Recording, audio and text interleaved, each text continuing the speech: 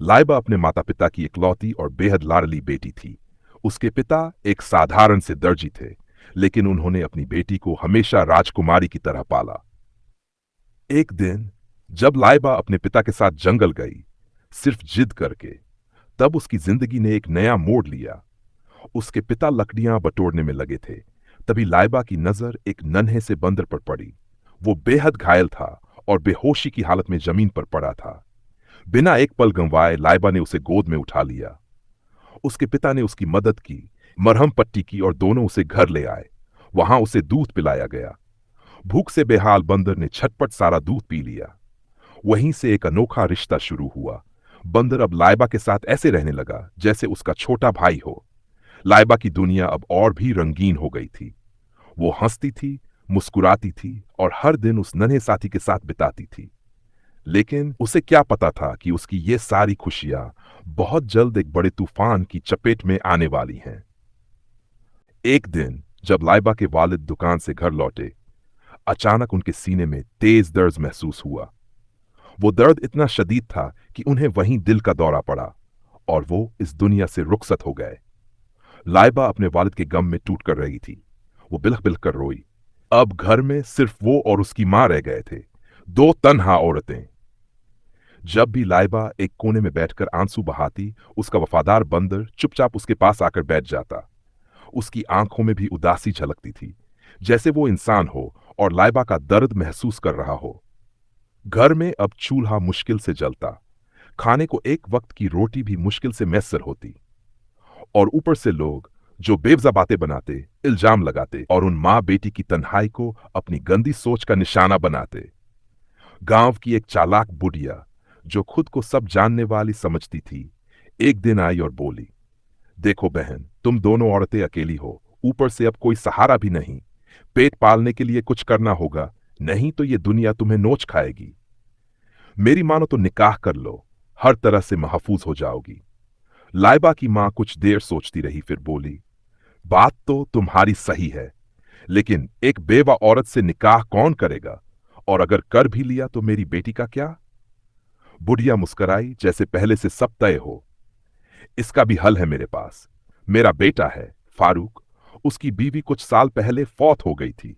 उसकी एक छोटी सी बेटी भी है। तुम उससे निकाह कर लो, उसे तुम्हारी बेटी से कोई शिकायत नहीं होगी। लाइबा की मां ने आखिरकार फारूक से निकाह कर लिया। फारूक अपनी छोटी सी बेटी को लेकर उसी घर में आ गया। फारूक सुबह सवेरे निकलता, सब्जी की रेहड़ी लगाता और शाम को देर से घर लौटता। लाइबा और उसकी सौतेली बहन स्कूल जाया करती और वो वफादार बंदर दिन भर लाइबा की मां के साथ काम में हाथ बटाता और फिर दिन भर लाइबा का इंतजार करता। कुछ दिन ऐसे ही गुजर गए। एक रात जब लाइबा अपने कमरे में नींद की आगोश में थी, बंदर किचन में लाइबा की मां के साथ था। जैसे ही वो बाहर आया, उसकी नजर पड़ी। फारूक लाइबा के कमरे के दरवाजे पर खड़ा था और अंदर झांक रहा था। बंदर ने गुस्से में आकर जोर से चीख मारी। फारूक का रंग उड़ गया। वो घबरा गया, लेकिन चाहकर भी कुछ कर न सका। चुपचाप वहां से चला गया। बंदर कमरे में दाखिल हुआ। देखा लाइबा गहरी नींद में थी और उसके कपड़े यूं बिखरे हुए थे कि अगर कोई देखे तो नाजिबा ख्याल आ जाए। बंदर अब फारूक की नीयत को भांप चुका था। उस दिन के बाद वो हर वक्त लाइबा के साथ रहने लगा। उसे खुद स्कूल छोड़ता और खुद वापस लाता। घर में भी उसकी परछाई बन गया था। फिर एक रात लाइबा कमरे में अकेली सो रही थी। बंदर पास नहीं था। फारूक ने मौका तारा और दबे कदम कमरे में दाखिल हुआ। जैसे ही उसने लाइबा को छूने की कोशिश की, बंदर अचानक कमरे में आया और फारूक पर टूट पड़ा। उसे नोच नोच कर जख्मी कर दिया। लाइबा चीखते हुए जागी और डर के मारे रोने लगी। फारूक भाग खड़ा हुआ। अब फारूक समझ गया था, जब तक बंदर है वो अपनी घिनौनी हरकतें अंजाम नहीं दे सकता। अगले दिन वो बाजार गया और केले लेकर आया। उन पर बेहोशी की दवा लगा दी और आंगन में रख दिए। रात को बंदर उठा, केले देखे, भूख से बेहाल था। जैसे ही उसने उन्हें खाना शुरू किया, कुछ ही देर में बेहोश होकर जमीन पर गिर पड़ा। फारूक ने उसे बोरी में डाला और दूर ले जाकर फेंक आया। सुबह जब लाइबा जागी, पूरे घर में अपने बंदर को ढूंढा, लेकिन वो कहीं नहीं मिला। वो एक कोने में बैठ गई और रोने लगी। उसकी मां जब उठी, लाइबा ने उसे सारी बात बताई। मां की आंखों में भी आंसू आ गए, क्योंकि उसे भी उस मासूम बंदर से बहुत मोहब्बत थी। वो सुबह सुबह निकल पड़ी, हर गली, हर नुक्कड़ छान मारा, और आखिरकार बाजार के एक कोने में डरा सहमा जख्मी बंदर बैठा मिला। उस पर रात को शायद कुत्तों ने हमला किया था। मां ने उसे अपनी गोद में उठाया और घर वापस ले आई। लाइबा ने जैसे ही बंदर को देखा, दौड़कर उससे लिपट गई, फूट फूट कर रोने लगी। मां ने उसे चुप कराया और सीने से लगा लिया। जब फारूक सुबह उठा और बंदर को घर में देखा, वो दंग रह गया। उस दिन के बाद फारूक का रवैया ही बदल गया। कुछ दिन गुजरे थे कि फारूक की मां भी अपना बोरिया बिस्तर समेटकर उसी घर में आ पहुंची। घर में कदम रखते ही उसने अपना असली रंग दिखा दिया। फारूक को डांटते हुए बोली, इस लड़की को इतना मत पढ़ाओ, पढ़ लिख गई तो कल को घर में से हिस्सा मांगने लगी। उसी दिन फारूक ने लाइबा की मां से कहा, इसका स्कूल जाना बंद कराओ, घर के काम सिखाओ ताकि जल्दी निकाह करके रुखसत कर सकें। मैं इतने खर्चों का बोझ नहीं उठा सकता। लाइबा की मां खामोश हो गई और मां के कहने पर लाइबा ने स्कूल जाना छोड़ दिया। अब वो दिन भर मां के साथ घर के कामों में लगी रहती और उसकी सौतेली बहन रोज स्कूल जाती।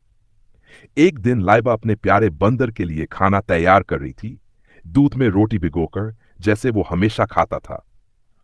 वो किचन में खड़ी थी कि तभी फारूक की बूढ़ी मां वहां आ गई, जिसे लाइबा एक आंख भी नहीं भाती थी। उसने तीखे लहजे में पूछा, ये खाना किसके लिए है?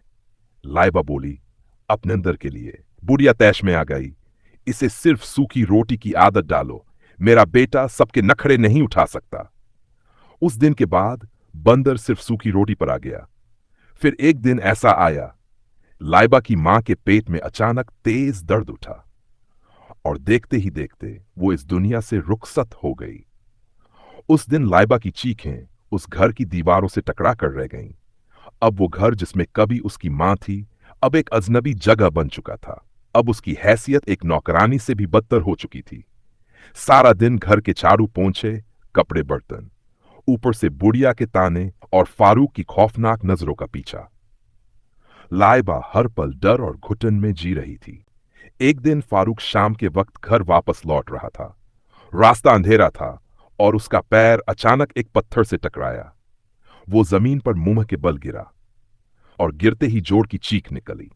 उसकी टांग में इतनी ज्यादा चोट आई थी कि अब चलना मुश्किल हो गया था।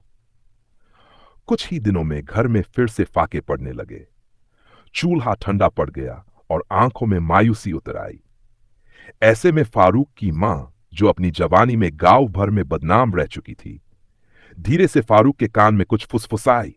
बात खत्म होते ही दोनों के चेहरे पर एक खतरनाक मुस्कान थी। अगले दिन की सुबह थी। लाइबा हमेशा की तरह घर के कामों में लगी हुई थी। उधर फारूक और उसकी चालाक मां घर में कुछ अजनबी मर्दों से बातें कर रहे थे। वो बातचीत कोई आम बातचीत नहीं लग रही थी। कुछ ही देर में वो बुढ़िया जोर से बोली, लाइबा। लाइबा ने सिर उठाया और कमरे की तरफ बढ़ गई। जैसे ही वो कमरे में दाखिल हुई, वो अजनबी मर्द उसे सर से पांव तक घूरने लगे, निगाहें जो बहुत कुछ बयां कर रही थीं। बुढ़िया ने उसे कहा, इधर बैठो, जरा बात करो इनसे। लाइबा चुपचाप वहां बैठ गई। मर्दों की नजरों में ऐसा कुछ था जिसने उसे बेचैन कर दिया। कुछ ही मिनटों बाद वो वहां से उठी और बाहर निकल गई। उसका दिल बुरी तरह धड़क रहा था। उसे समझ नहीं आ रहा था ये सब क्या हो रहा है। लेकिन जब उन मर्दों ने जाते जाते फारूक को पैसे दिए और खुशी खुशी वहां से रवाना हुए, तो बहुत कुछ समझ में आने लगा। थोड़ी देर बाद फारूक और उसकी चालाक मां कमरे में बैठे कुछ धीमी आवाज में बातें कर रहे थे। लाइबा उसी कमरे के पास से गुजर रही थी। जब उसके कानों में उनकी बातें पड़ीं, तो वो वहीं रुक गई और चुपचाप सुनने लगी। अगर रोज ऐसे ही पैसे आते रहे तो हम बहुत जल्द अमीर बन जाएंगे। बस लाइबा मान जाए वहां जाने के लिए। लाइबा की सांसें थम सी गई, मगर उसे अब तक सारी बात समझ नहीं आई थी। कुछ देर बाद लाइबा किचन में खड़ी बर्तन साफ कर रही थी। उसी वक्त वो बुढ़िया वहां आई, चेहरे पर जूठा अपनापन लिए। बेटा, जब तुम लोगों पर बुरा वक्त आया था तो मेरे बेटे ने सहारा दिया था ना? अब जब हम मुश्किल में हैं तो तुम्हारा भी फर्ज बनता है हमारा साथ देना। लाइबा ने हैरानी से पूछा, मैं क्या कर सकती हूं? बुढ़िया ने झुककर धीमे लहजे में कहा, बस तुम्हें वहां जाना है जहां डांस वांस होता है, वो डिस्को जैसी जगहें। ये सुनते ही लाइबा की आंखें हैरत से फैल गई। उसका जिस्म जैसे सुन्न हो गया। मैं ये काम हरगिज नहीं करूंगी, चाहे जान चली जाए, लेकिन वहां नहीं जाऊंगी। और वो तेज कदमों से वहां से चली गई। शाम डल चुकी थी। लाइबा किचन में खाना लेने आई। बुढ़िया ने उसके हाथ में सिर्फ एक सूखी रोटी थमा दी। कड़क आवाज में बोली, बंदर के लिए अब खाना नहीं बनेगा, हमारे पास फालतू पैसे नहीं हैं। लाइबा ने मासूमियत से कहा, लेकिन ऐसे तो बेचारा भूखा मर जाएगा। बुढ़िया ने तीखा जवाब दिया, तो फिर वही काम करो ना, फिर जो चाहो उसे खिलाना। लाइबा की आंखों में आंसू भर आए और वो चुपचाप वहां से चली गई। अब लाइबा को रोजाना सिर्फ एक ही रोटी मिलती थी, और वो भी आधी खुद खाती, आधी अपने प्यारे बंदर को देती। लाइबा और बंदर दोनों दिन ब दिन कमजोर होते जा रहे थे, मगर लाइबा अपनी बात पर अब भी अडिग थी। फिर एक दिन बुढ़िया ने तो वो एक रोटी भी बंद कर दी। अब लाइबा को एक निवाला भी नसीब नहीं होता था। वो दिन ब दिन सूखती जा रही थी। कमजोरी इस कदर बढ़ी कि वो बिस्तर से उठ भी नहीं पाती थी। उसका बंदर, जो कभी बिना लाइबा के हाथ से खाए कुछ नहीं खाता था, अब वो भी बेहद कमजोर हो गया था। एक दिन लाइबा ने भारी दिल से अपना बंदर पड़ोस में रहने वाले उस लड़के को दे दिया, जो हमेशा उसे मोहब्बत से देखा करता था। अब लाइबा बिस्तर से हिलने के भी काबिल नहीं रह गई थी। जब फारूक ने उसकी ये हालत देखी तो वो घबरा गया। उसने अपनी मां से कहा, इस लड़की को खाना दो, अगर ये मर गई तो गांव वाले हमें जीने नहीं देंगे। बुढ़िया ने मजबूरी में उसे फिर से खाना देना शुरू किया, मगर अब बहुत देर हो चुकी थी। लाइबा की हालत इतनी बिगड़ चुकी थी कि वापस आना नामुमकिन था। एक रात लाइबा ने एक अजीब सा सपना देखा। वो अपने घर के आंगन में खड़ी थी। चारों तरफ रंग बिरंगे फूल खिले हुए थे और सामने उसके माँ बाप खड़े मुस्कुरा रहे थे। लाइबा ने पूछा, हम कहाँ हैं? उसकी माँ ने जवाब दिया, हम जन्नत में हैं बेटा। और फिर उसने सामने इशारा करके कहा, देखो वो घर, वो तुम्हारे सब्र का इनाम है। अल्लाह ने तुम्हें तुम्हारा हिस्सा अता कर दिया। लाइबा ने आंखें खोली। उसके लबों पर कलमा ए शहादत था और उसने अपनी आखिरी सांस ली। अगले दिन वो लोग जो लाइबा का सौदा करके गए थे वापस आए, मगर ऐसे लोगों के सीने में दिल नहीं होता, उन्हें सिर्फ पैसा ही होता है। उन्होंने लाइबा की जगह फारूक की अपनी बेटी को उठा लिया। फारूक हाथ जोड़ता रहा, पांव पकड़ता रहा, रोता गिड़गिड़ाता रहा, मगर उन्होंने एक न सुनी। गांव वालों ने फारूक और उसकी मां को लानतें भेजी। अब वो बुढ़िया, जो कभी दूसरों को नसीहतें देती थी, गली गली भीख मांगती थी, और फारूक अपनी मां की भीख के पैसों से नशे में डूबा रहता था।